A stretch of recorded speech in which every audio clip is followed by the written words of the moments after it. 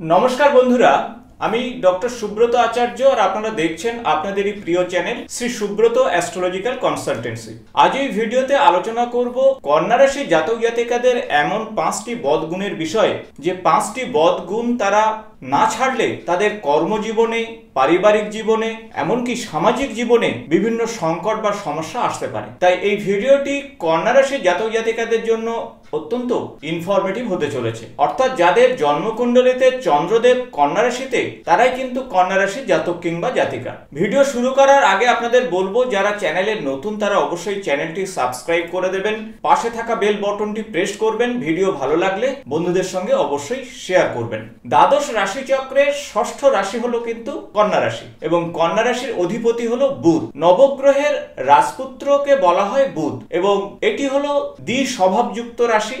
অর্থাৎ এই রাশির জাতক জাতিকাদের মধ্যে, অর্থাৎ মনের মধ্যে সবসময় দুটো পার্সোনালিটি কাজ করে, এবং কন্যা রাশি হলো পৃথ্বী তত্ত্বের রাশি। তাই সব মিলিয়ে বলা যেতে পারে যে এই রাশির জাতক জাতিকারা অত্যন্ত বুদ্ধিমান হয়, এবং এদের মধ্যে অ্যানালিটিক্যাল পাওয়ার বা বিশ্লেষণ করার ক্ষমতা অনেক বেশি। এরা যে কোনো কাজ করার আগে অনেক কিছু তথ্য সংগ্রহ করে এবং সেগুলো অ্যানালিসিস করে, তারপরে একটা সিদ্ধান্তে আসে। অর্থাৎ কোনো কাজ একেবারে দ্রুত করার চেষ্টা করে না। তাই এদের ভালো গুণগুলোর মধ্যে বলতে গেলে এই ইন্টেলিজেন্সি অর্থাৎ বুদ্ধির দিক থেকে এরা অনেক বেশি এগিয়ে। আর এদের বুদ্ধি বেশি থাকার জন্য এরা বিভিন্ন সেক্টরে কনসালটেন্ট হিসাবে কাজ করে। আগেই বলেছি, এরা বিভিন্ন বিষয়ে তথ্য সংগ্রহ করে এবং নিজেকে সবসময় আপডেট রাখার চেষ্টা করে। সেই সাথে কন্যা রাশি জাতক জাতিকাদের মধ্যে সততা বিষয়টি কিন্তু রয়েছে। সবসময় সৎ থাকার চেষ্টা করে এবং সামাজিক ক্ষেত্রে বিভিন্ন সমস্যার সমাধানের জন্য কিন্তু এরা এগিয়ে আসে। এদের বাক্য অত্যন্ত সুমিষ্ট হয়, অর্থাৎ সুগার কোটেড ওয়ার্ড বলা হয়। কারণ মানুষের সঙ্গে এত সুন্দরভাবে কথা বলে, তার জন্য কিন্তু মানুষ খুব সহজেই এদের প্রতি আকৃষ্ট হয়, এবং এরা অনেককে নিয়ে চলতে ভালোবাসে। বলতে পারেন বেস্ট টিম প্লেয়ার। তাই কন্যা রাশির জাতক জাতিকারা যদি কোনো সংগঠনের মধ্যে থাকে, তাহলে সেই সংগঠনকে খুব সহজেই এগিয়ে নিয়ে যেতে পারে। এরা অত্যন্ত রিলায়েবল, এদেরকে বিশ্বাস করা যায়, এবং এদের কাছে কিছু কাজ ছেড়ে দিয়ে আপনি নিশ্চিন্তে থাকতে পারেন। এরা মুখে একবার যে কমিটমেন্ট করে থাকে সেটি করার চেষ্টা করে এবং সঠিক সময় করার চেষ্টা করে। যদি আপনি কোনো সমস্যায় পড়ে যান, এরা যে কোনো ভাবেই একটা সলিউশনের পথ কিন্তু খুলে দিতে পারে আপনার কাছে। এবং পারফেকশনিস্টও বলা যেতে পারে কন্যা রাশির জাতক জাতিকাদের, কারণ যতক্ষণ না ঠিকভাবে সেটি হচ্ছে, সে কিন্তু বারবার চেষ্টা করবে এবং তার জন্য প্রয়োজনীয় ট্রেনিং বা প্রয়োজনীয় বইপত্র সে সংগ্রহ করে সে নিজে পড়ে নিজেকে এনরিচ করবে।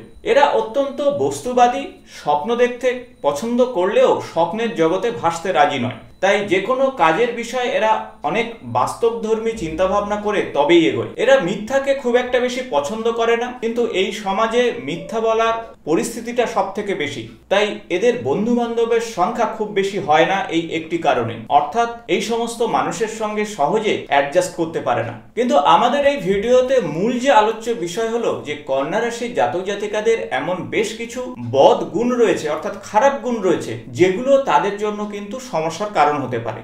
প্রথমে একটা ভালো গুণের কথা আপনাদের বলেছিলাম, তা হলো ইন্টেলিজেন্স, অর্থাৎ বুদ্ধি অনেক বেশি। আর এটাই কিন্তু তার একটা বদ গুণের সমস্যা হতে পারে। অর্থাৎ কোনো কাজ করার সময় এত বেশি ক্রিটিক্যাল চিন্তা করে, এত বেশি অনেক তত্ত্ব হাজির করে, তার জন্য মূল কাজটি অনেক সময় সমস্যার কারণ হয়ে যায়। অর্থাৎ কোন ভাবে এগোবে সেটা বুঝতে পারে না, আর এটাই কিন্তু তার ক্ষেত্রে সব থেকে বড় সমস্যা হয়। এরা অত্যন্ত জাজমেন্টাল, আর এটিও কিন্তু তাদের বদ গুণের মধ্যে একটি বলতে পারেন।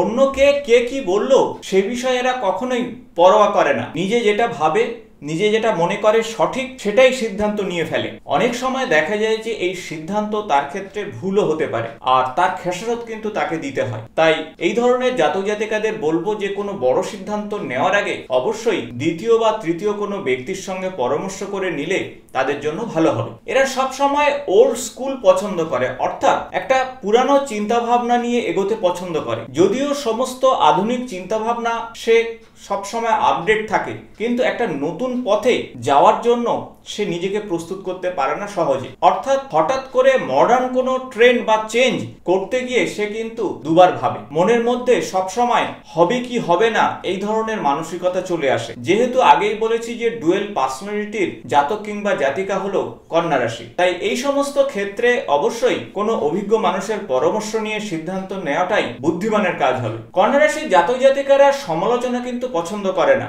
আর তাতে সে ভুল করলেও কেউ সমালোচনা করলে অত্যন্ত রেগে যায় এবং মানসিক দিক থেকে বিধ্বস্ত হয়। কিন্তু সমালোচনা অবশ্যই শোনা উচিত। সমালোচনা না শুনলে কিন্তু তার জীবনের অগ্রগতি কোনো না কোনো জায়গায় গিয়ে বাধাপ্রাপ্ত হবে। আর এটি হলো কন্যা রাশির জাতক জাতিকাদের অন্যতম বদগুণ। কন্যা রাশির জাতক জাতিকারা একটু ধীরে সুস্থে কাজ করার চেষ্টা করে, অর্থাৎ একটু স্লো হয়। অনেক সময় অনেক নিয়ে ফেলে। সঠিক সময়ের মধ্যে কাজ না দেওয়ার জন্য তার কর্মক্ষেত্রে কিছুটা সমস্যা তৈরি হয়, অথবা নিজের জীবনের যে সুযোগগুলো সময় মতো সে অ্যাচিভ করতে পারে না। তাই নিজেকে আরেকটু আপডেট করতে হবে এবং আরেকটু ফাস্ট করতে হবে। আর তাহলে তাদের কর্মজীবন, সামাজিক জীবন বা পারিবারিক জীবনে বিভিন্ন সমস্যা থেকে সহজে তারা বেরিয়ে আসতে পারবে। কন্যা রাশির জাতক জাতিকারা একটু চাপা স্বভাবের হয়, কারণ এদের মনের মধ্যে যা চলছে সহজে অন্যের সঙ্গে শেয়ার করে না। আর এজন্য অনেক সময় কন্যা রাশির জাতক জাতিকারা ডিপ্রেশনে ভুগতে পারে। তাই বলবো যে মানসিক দিক থেকে হালকা রাখার চেষ্টা করুন, সমস্যার কথা শেয়ার করুন আপনার সব থেকে প্রিয়জনের সঙ্গে, তাহলে দেখবেন এই সমস্যা থেকে সহজে আপনারা বেরিয়ে আসতে পারছেন। তাই আজ থেকে যদি কন্যা রাশির জাতক জাতিকারা তাদের জীবনের এই 5টি বদ গুণ থেকে বেরিয়ে আসতে পারে, তাহলে তারা কর্মজীবনে, পারিবারিক জীবনে বা সামাজিক জীবনে অত্যন্ত ভালো ফল করবে। আশা করব ভিডিওটি ইনফরমেটিভ হয়েছে। ভালো লাগলে বন্ধুদের সঙ্গে শেয়ার করবেন। আগামী নতুন কোনো জ্যোতিষ সংক্রান্ত ভিডিওতে আপনাদের সঙ্গে দেখা হবে। আজ এই পর্যন্ত, নমস্কার।